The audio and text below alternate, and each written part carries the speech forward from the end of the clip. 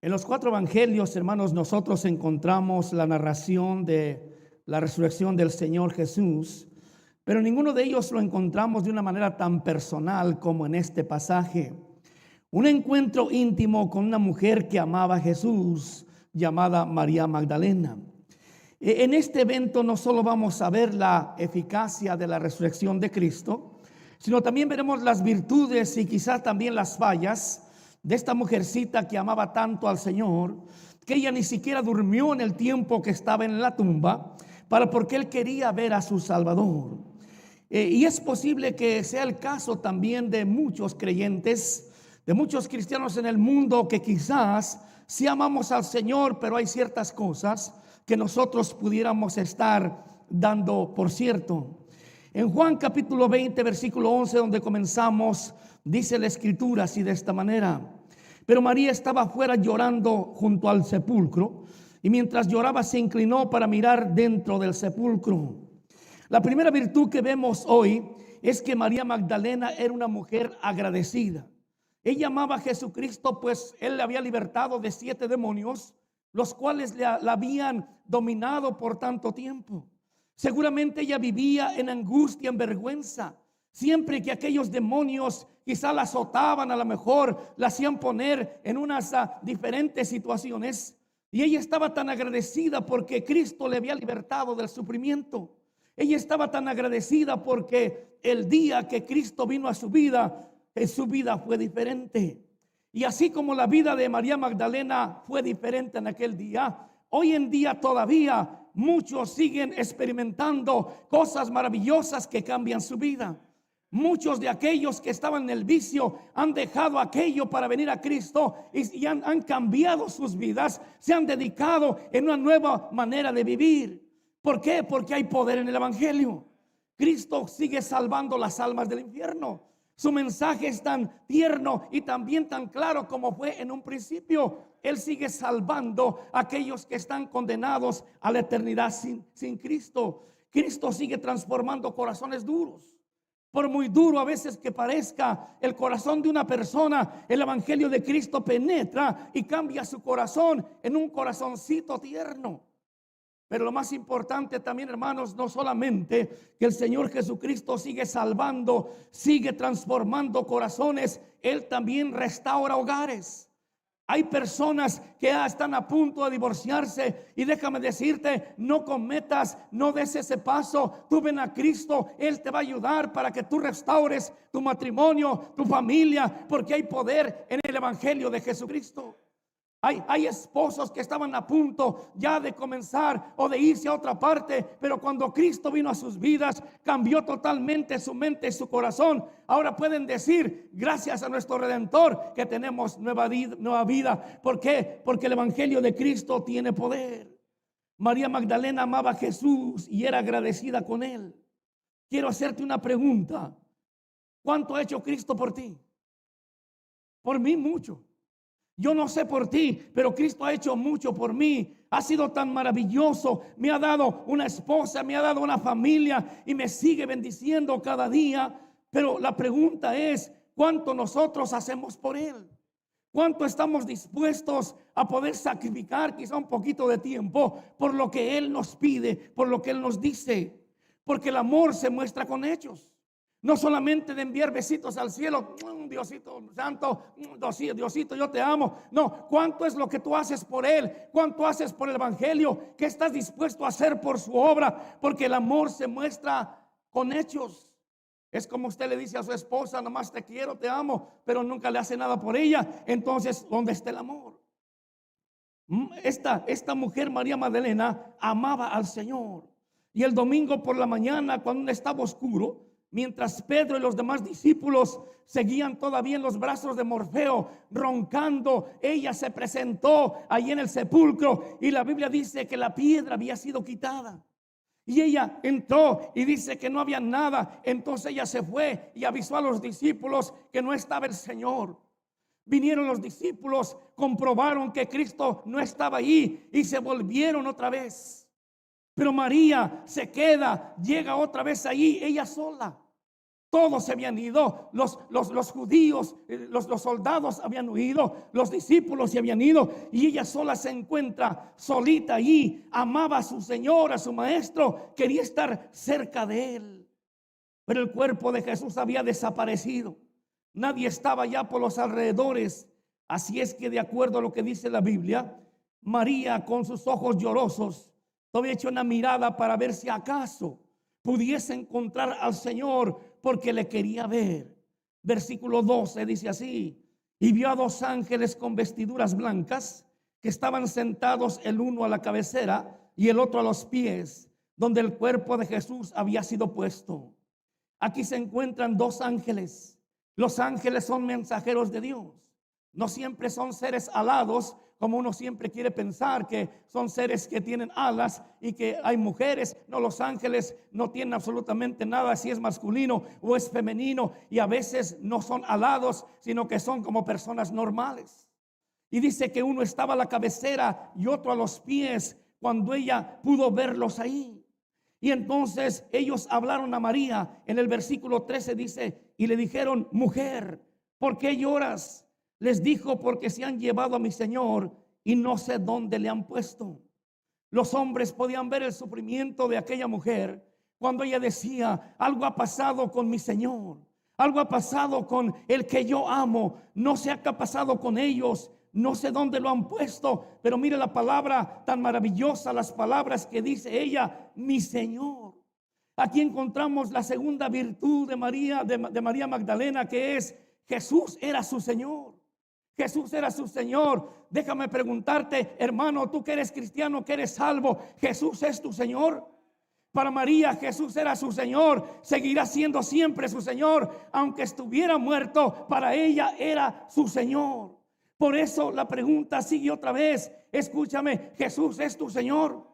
Mire, al Señor se le sirve con sinceridad, no a la fuerza.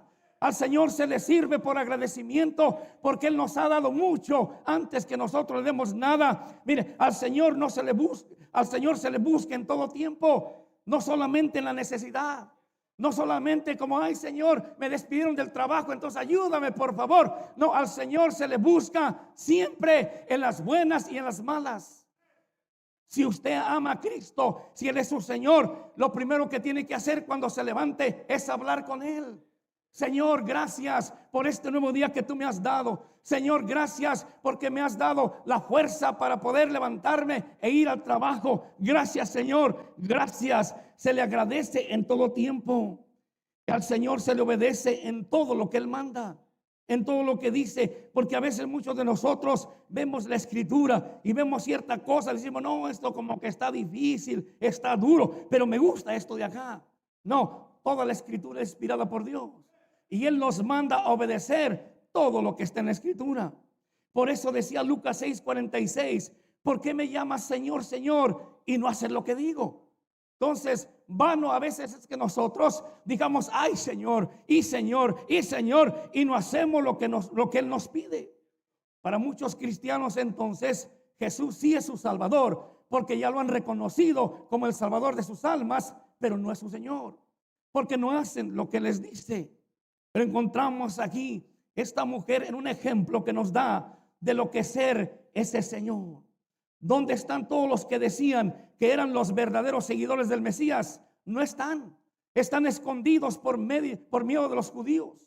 Están allá arrejolados porque dicen: quizá nos van a prender a nosotros y nos van a matar también. Ellos están asustados, mientras una mujercita bien frágil está ahí en la tumba esperando a ver a su Señor, porque ama a Cristo, porque está agradecido con ella.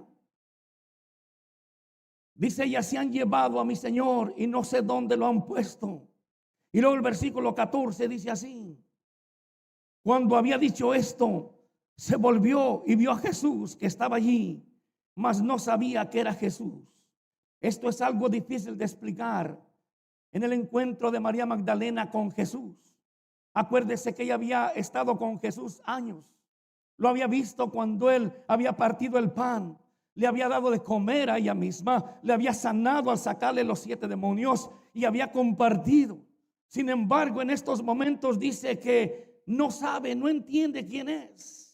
Y aunque les había dicho muchas veces que Él resucitaría de los muertos, sin embargo, María Magdalena aún no tenía esa convicción tampoco como los apóstoles, porque no estaba pensando en eso. Ella no estaba buscando a un hombre vivo, estaba buscando un cadáver. Y por eso dice que no lo conoció, ni aún su voz pudo reconocer. Versículo 15 dice así: Jesús le dijo: mujer, ¿por qué lloras? ¿A quién buscas? Ella, pensando que era el hortelano, le dijo: Señor, si tú lo has llevado, dime dónde lo has puesto y yo lo llevaré.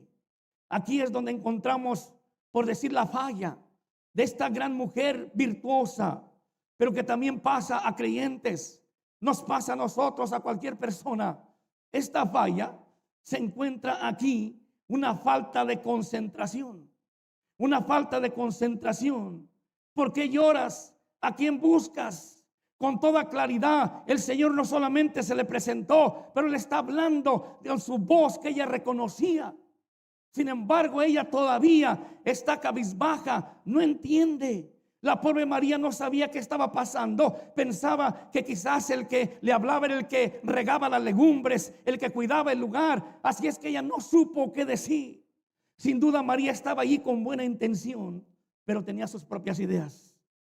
Ella pensaba que en vez de ver el cuerpo inerte sin vida, no pensaba que encontraría la maravilla de la resurrección. Y dice: si tú te lo has llevado, dime dónde lo has puesto. Y mira esta palabra: y yo lo llevaré. ¿Cómo una mujercita tan frágil podía cargar un muerto, menos un hombre que pesa mucho? ¿Cómo se atrevía a poder decir: mira, yo quiero ver a mi Señor, quiero ver su cuerpo, yo quiero el poder tomarlo y después cargármelo en la espalda y entonces llevarlo a un lugar donde pueda estar bien? Porque ella no entendía, no reconocía, porque le faltaba concentración. Yo creo que aún nosotros venimos a la iglesia con buena intención. Queremos oír las palabras de Jesucristo, pero a veces no venimos y no nos concentramos muy bien. A veces pensamos en las necesidades que tenemos económicas. ¿Cómo puedo salir de este problema?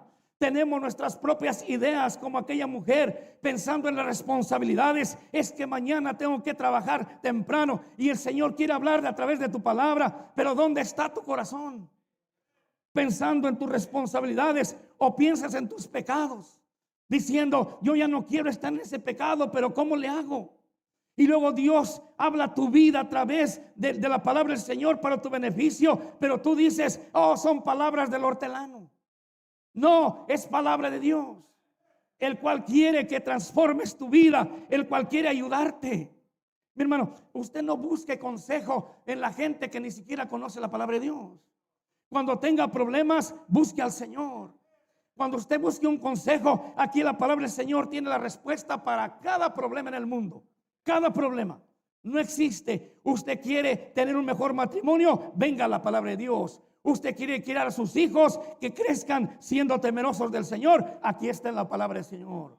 Usted quiere ser victorioso en los negocios, aquí está en la palabra de Dios. Todo está en la Escritura. Pero muchos van a buscar consejos en otras partes y piensan es que es la voz del hortelano. No, el Señor está hablando claramente. Jesús tuvo que hablarle fuerte, más directo a María Magdalena, cuando dice el versículo 16, así.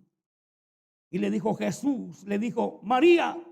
Volviéndose ella le dijo: Raboni, que quiere decir maestro. El Señor alzó su voz y le gritó de esa manera: María. Y ahora sí María levantó su voz y lo vio y lo reconoció. Y entonces la Escritura dice, hermano, que la alegría para ella, la sorpresa.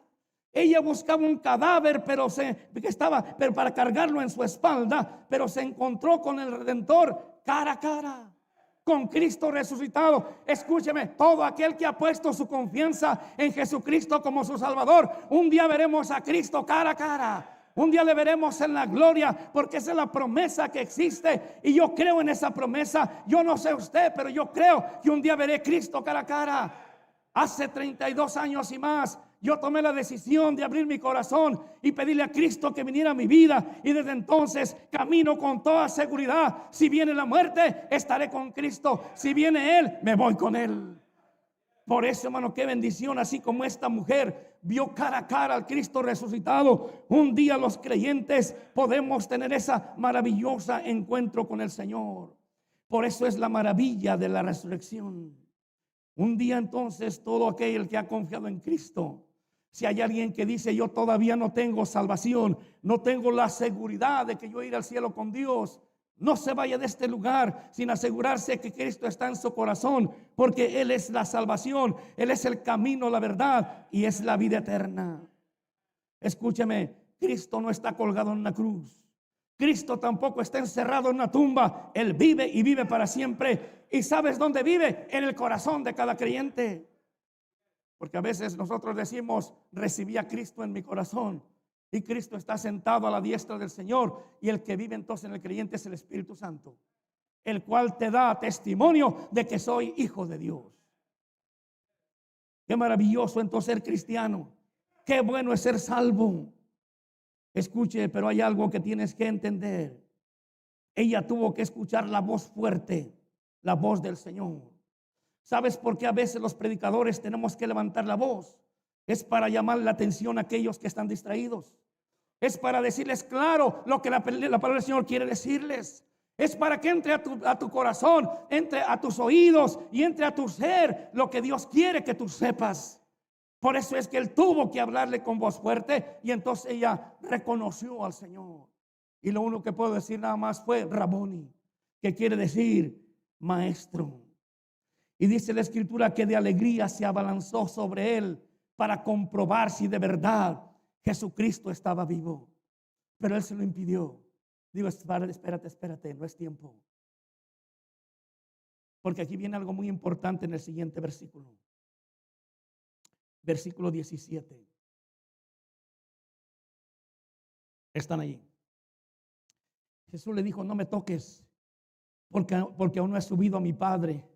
Mas ve a mis hermanos y diles, subo a mi Padre y a vuestro Padre, a mi Dios y a vuestro Dios. Cristo le dijo, no me toques. En este versículo se encuentra la culminación de la eficacia de la resurrección de Cristo.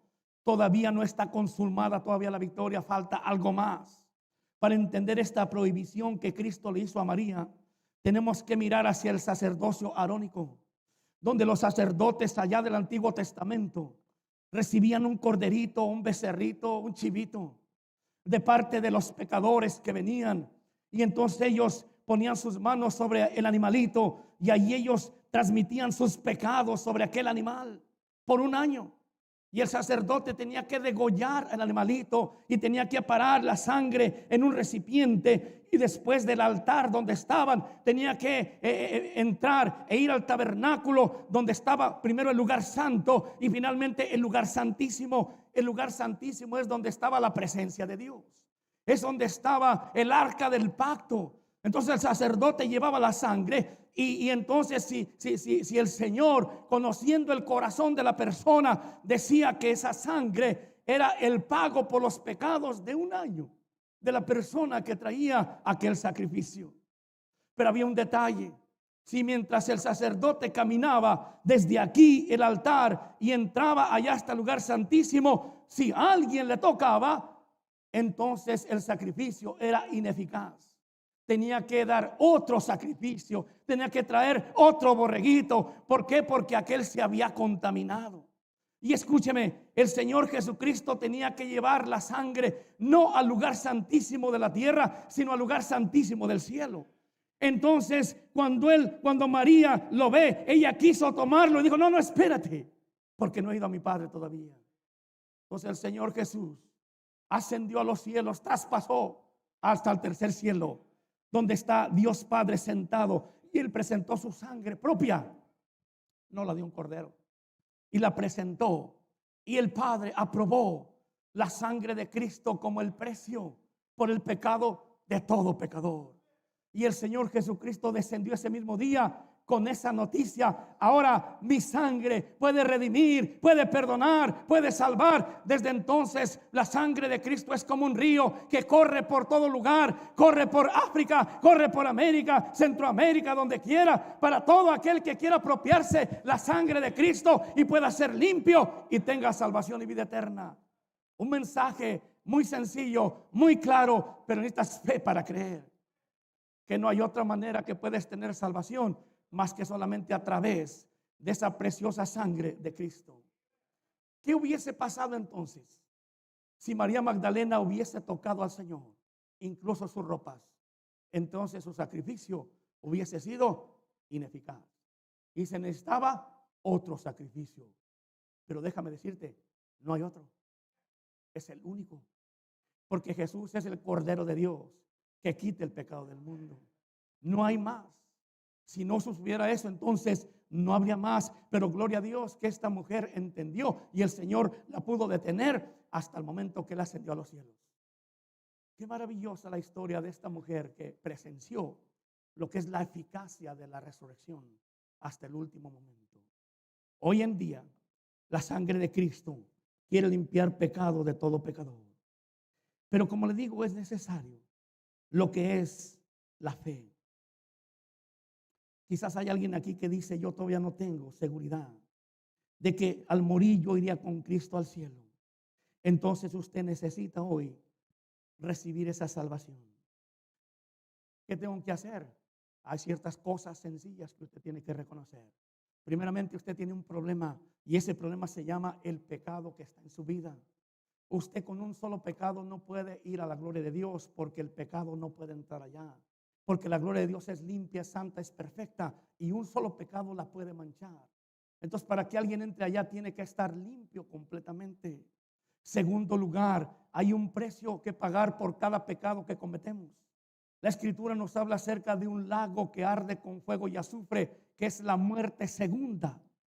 Pero el Señor Jesucristo vino por eso, para darnos esa salvación. Él pagó por nosotros, porque la Biblia dice que Él mostró su amor para con nosotros, que aun siendo pecadores, Él murió por nuestros pecados.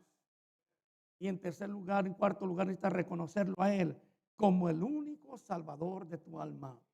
Tú necesitas dejar de confiar en cualquier otro pensamiento. Necesitas dejar de confiar en una religión. Necesitas dejar de confiar en tu manera de ser, que tú eres una persona amable. Necesitas dejar de pensar que el medio que tú irás con Él es a través de creencias que no son de la Biblia, y que el único que te puede dar salvación es Jesucristo, nadie más. Necesitas poner tu fe en Él, solamente en Él. Porque hay muchas clases de creencias. Hay personas que me han preguntado: bueno, ¿es cierto que solamente a través de Cristo podamos ir al cielo? Yo le pregunto: ¿tú crees en la Biblia?